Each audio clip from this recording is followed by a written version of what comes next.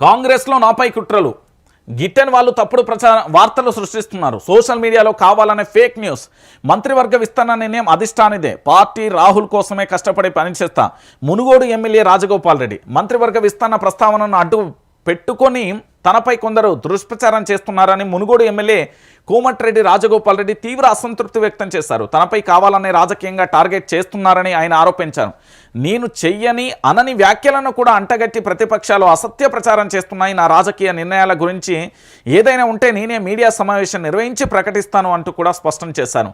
ప్రస్తుతం మంత్రివర్గ విస్తరణ అంశాన్ని అడ్డు పెట్టుకుని సోషల్ మీడియాలో తనపై ట్రోలింగ్ జరుగుతున్నాయని మండిపడుతున్నారు. పార్టీ శ్రేయస్సును దృష్టిలో ఉంచుకొని అధిష్టానం నిర్ణయం తీసుకుంటుందని తెలిపారు. మంత్రివర్గ విస్తరణపై అధిష్టానం తీసుకునే నిర్ణయాన్ని స్వాగతిస్తున్నానని, పార్టీకి ఏది మంచో ఆ నిర్ణయాన్ని వెలువడుతుందని ఆయన తెలిపారు. మునుగోడు అభివృద్ధికి కట్టుబడి ఉన్నానని, ఒక ఎమ్మెల్యేగా క్రమశిక్షణ కలిగిన కార్యకర్తగా నియోజకవర్గ అభివృద్ధికి కృషి చేస్తానని చెప్పిన పరిస్థితి కనబడతాను.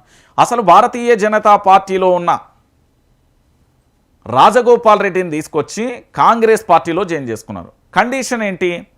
కాంగ్రెస్ పార్టీలో రాజగోపాల్ రెడ్డి రావాలి అంటే మంత్రి పదవి ఇవ్వాలి.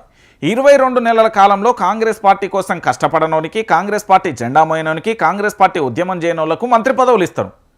కానీ కాంగ్రెస్ పార్టీ క్రియాశీలకమైన కార్యకర్త, కాంగ్రెస్ పార్టీ వాళ్ళ ఇంట్లో మొదటి నుంచి కూడా కాంగ్రెస్ పార్టీ జెండానే ఎగిరింది. అలాంటి ఆయనకు మాత్రం మంత్రి పదవి విషయంలో మాత్రం మరి ఎవరు అడ్డుపడుతున్నారు అనేది కూడా ఆసక్తికర అంశంగా మారిపోయింది.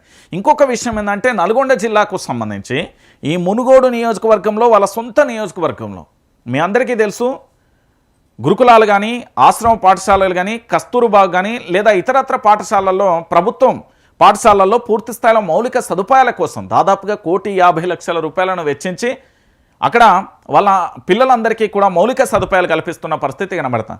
ఇక ఇంకొక వైపు కూడా ఆలోచించాల్సిన విషయం ఏంటంటే, కోమటిరెడ్డి రాజగోపాల్ రెడ్డి మాట్లాడే మాట కొందరికి ఘాటుగా అనిపిస్తుందేమో కానీ పాపం ఆయన సున్నితమైన మనసు. ఎందుకంటే ప్రజల గురించి ఆలోచించే తత్వం, ప్రజల గురించి పరితపించే తత్వం, అదొకటి మునుగోడు రాజకీయాలలో మీరు చూడొచ్చు. ఎందుకంటే ఆయన మాట్లాడే భాష అట్లుండి అనిపిస్తుందేమో కానీ కావాలనే పాపం దుష్ప్రచారం చేస్తున్నారు. మునుగోడు సంబంధించిన ఎమ్మెల్యేకి నాకు మంత్రి పదవి రావాలి రాజగోపాల్ రెడ్డికి సంబంధించిన మంత్రి పదవి విషయంలో అడ్డుపడటమే కాకుండా ఇంకొకటి ఏంటంటే, అధిష్టానమే ఏదైనా చూసుకుంటుంది. రకరకాలుగా ట్రోల్